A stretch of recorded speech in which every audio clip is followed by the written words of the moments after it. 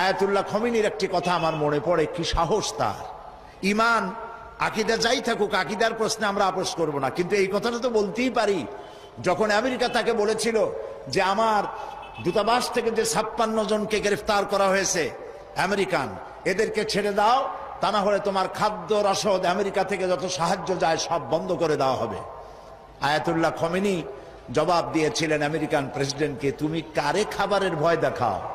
যেই জাতির বছরে 1 মাস না খাইয়া থাকা ফরজ, সেই জাতি তোমার খাবারের অপেক্ষা করবে। তোমার মতো কাফেরদের খাবারের কোনো পরোয়া আমরা করি না।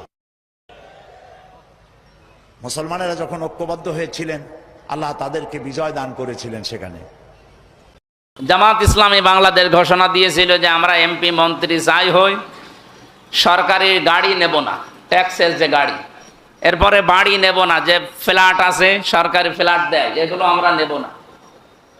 এখন দেখছি এই কথাগুলো সামনে নিয়ে এসে, যেহেতু বিরোধী দল যারা তারাই নিচ্ছে না, সরকারি দল হয়ে নিলে কেমন হয় না? এই জন্য তারা অলরেডি তারেক জিয়া ঘোষণা দিয়েছে যে আমরাও সরকারি গাড়ি নেব না, নিজের গাড়িতে চড়বো, নিজের টাকা দিয়ে তেল কিনে চড়বো। এটা একটা ভালো উদ্যোগ না?